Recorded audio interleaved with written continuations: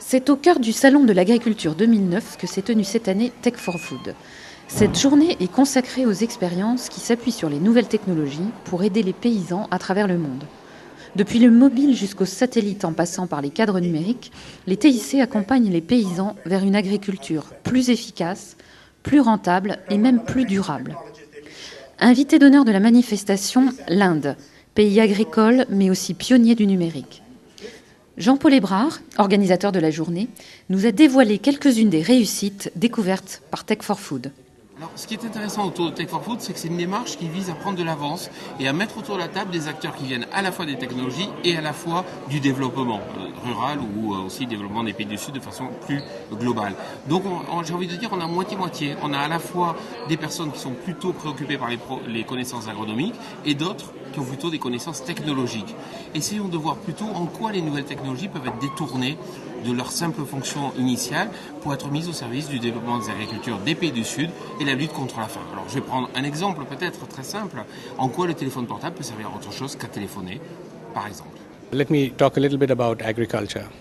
The biggest need for consumers is in the emerging markets is the information, timely information to be available to them, such that then they can use that information to productively make a better crop or have a better a better realization of their profits on the crop prices. Okay, so this is Nokia Life Tools, which has agriculture, which has education, and a bit of entertainment as well. So let me take you first to agriculture. Within agriculture, there are 3 sub-services. So when you subscribe to agriculture as a package, you get all these 3. Now they're all relevant to a farmer to get the right information. For example, in market prices, let me just take you to market price here, which tells about the crop, the market, and what is the minimum maximum price to be expected for that market. It is for that day, so it's not real time, but it is for that day. Simplement parce que l'Inde a pris de l'avance, on les voit, ils sont très positifs, très pragmatiques, donc ils ont vraiment acquis tout ce qui est nouvelles technologies, Internet notamment, mais pas seulement. On a vu ce matin un exemple qui a été présenté où quand il manquait en fait l'accès jusqu'à l'agriculteur pour transférer une information agronomique, il prenait un coordinateur, donc un humain, pour être capable de faire le lien, et puis cet humain utilisait un téléphone portable pour prendre une photo d'une maladie sur une plante et la transférer directement à un centre agronomique qui lui rapportait un conseil, faut-il ou ne faut-il pas traiter et avec quel produit pour éviter de trop mettre de produits à un hectare donné. Since 2004, we are developing an eSagu project, which is an IT-based personalized agro-advisory system. Since India is a illiterate country, several farmers are illiterate, they cannot ask the question. So we went for mediators called coordinators. So in every village, we select some coordinators who are educated farmers, little bit education, 10th class complete, something like that. Then we give digital camera to them. So each coordinator goes to every day, goes to about 10 to 15 farms, takes 5 photographs for every farm. These photographs are gathered at some local center in some village where CD compact disc is burned because we don't have bandwidth also. The CD is sent by post to the eSagu main center, which is currently in Hyderabad, Andhra Pradesh, where these photographs are stored in database system. The agriculture experts see the photographs and type the expert advice for each farm separate expert advice, which is sent to the farmer by SMS or sent to the coordinator by dial-up internet connection. Farmers are not agriculture experts. They have some local experience. With local experience, we need scientific knowledge to improve the productivity. The scientific knowledge is known by only agriculture expert. So point here is that if agriculture experts start visiting each and every farm, it is not impossible. The only point is that exploit the development in ICT, information communication technologies, make agriculture scientists deliver advice to more number of farms. At the same time, farmers also benefit. So this is the basic paradigm. This paradigm can be exploited by every country. In every country, eSagu can be implemented.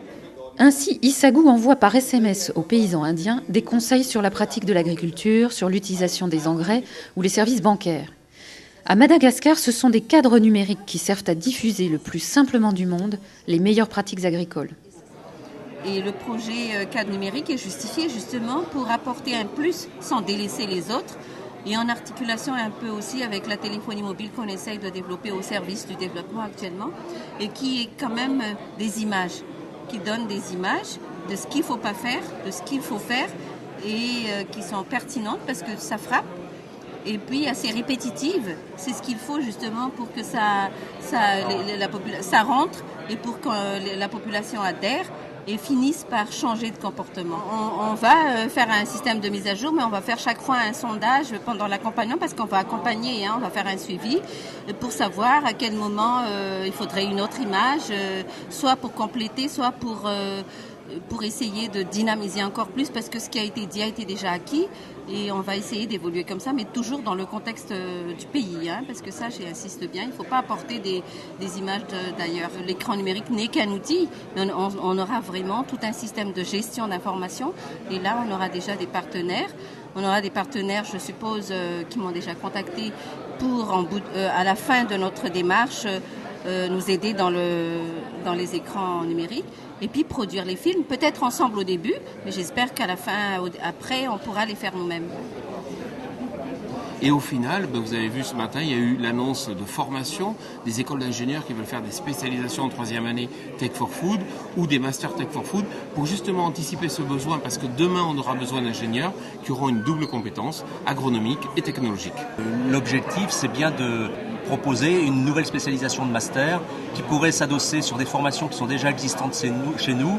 D'une part, un diplôme d'ingénieur qui est orienté pour le développement agricole des pays du Sud et d'autre part, une spécialisation d'un autre diplôme d'ingénieur qui est basé sur le développement des technologies de l'information et de la communication dans le développement et la profession agricole.